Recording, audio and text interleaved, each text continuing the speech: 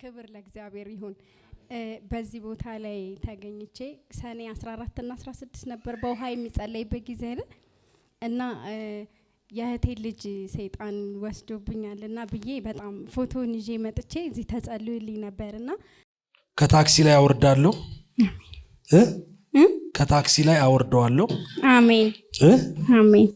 ከዚህ ከሹፌር ከምናምን ጋር በተያያዘ አሉ ብዙ ጓደኞች ስራ ብሎ ህይወቱን ምንድነው የሚሰራው? በቃ ይሄ አልባሌ ቦታ ላይ በሱስ በቃ ተጠምዷል እንዳጠቃላይ ማለት ነው። እኮ ታክሲ ላይ ሲዞር ነው ማየው። እውነት ነው እውነት ነው። ታክሲ ሹፌር ነው ጓደኞቹ ያለ እድሜው። እውነት ነው 14 አመቱ ነው። እውነት ነው።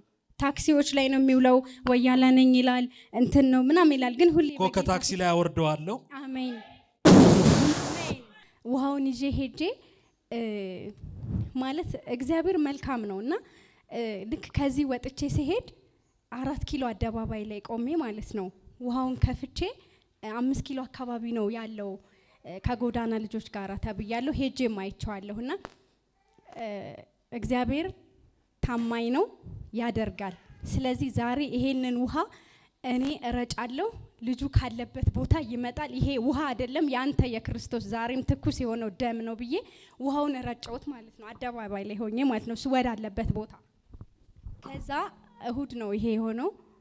ማክሰኞ ዕለት ደወለልኝ ልጁ ማለት ሰይጣን የሚያስጠላው የመጀመሪያው እኔን ነው የሚጠላው ማለት እንደሚያመልጥ ስለሚያውቅ እኔን ነው የሚጠላኝ ልጁ ማለት ነውና እግዚአብሔር ግን ስለሚችል ውሃውን ረጨው። ማክሰኞ ደውሎ ሚሚ ፈልጌሽ ነበር አለኝ። ሚሚ ነው የሚለኝ በቤት ስሜና በጣም ደስ ብሎኝ እሺና የት ላገኘህ ብዬው እቤት መጣለሁ አለ።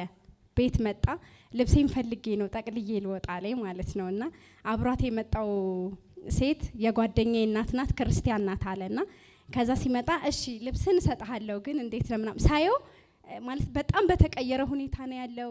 በጣም ሳይለንት ነው፣ በጣም ጨዋ ሆኖ በጣም ቆንጆ ልጅ ሆኖ ወዲያው የዛን ቀን ተነስቶ የሰጠኝ ፎቶ ይሄ ነውና ከዛ በፊት የነበረው መልኩን ያው ሰይጣን ብልሽሽት ታርጎት ነበርና ግን እግዚአብሔር መልካም ነው መልሶ ሰው ያረጋልና በዛ በውሃ ልጁ ዛሬ ተመልሶ እኔኮ ተሻሽዬ ሱስ ውስጥ አይደለሁም ሁሉ ነገር ትቼ ቤት ውስጥ ነው የምቀመጠው ቸርች ሄዳለሁ አለ እና የነበርኩበት ያደግኩበት ቸርች ላይ ጋብዣት ሁላ ሄጃለሁኝ። እነ ትግስትን ትምህርት እኮ እያስተማርኳት ነው ይለኛል። አብሯት የምትኖረውን ሴትዮ ማለት ነው ጋባዥ ሆኖ እሱ ቸርች ጋባዥ ሆኖ ማለት ነውና ማለት እግዚአብሔር ይችላል። እኔ ከዚህ በላይ ማለት በጣም ልቤ ወርዶ ነበረ፣ በጣም ተሰምቶኝ ነበር ማለት በቃ ከእግዚአብሔር በታች ዋጋ ከፍዬ ያሳደግኩት ልጄ ነው። የእህቴ ልጅ ነው ግን ለኔ ልጄ ነውና እግዚአብሔር ይመስገን።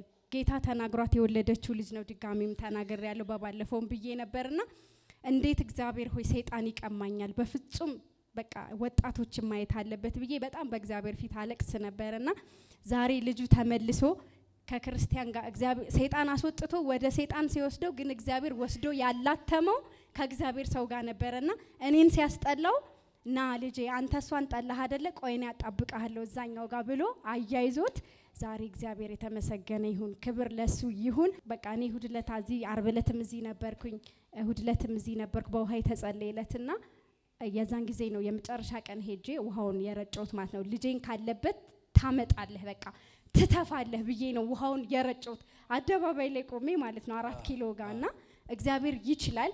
እዚህ ቤት እግዚአብሔር ይሰራል። ነብይ ሮቤል በእውነት በጣም እግዚአብሔር ይባርክክ።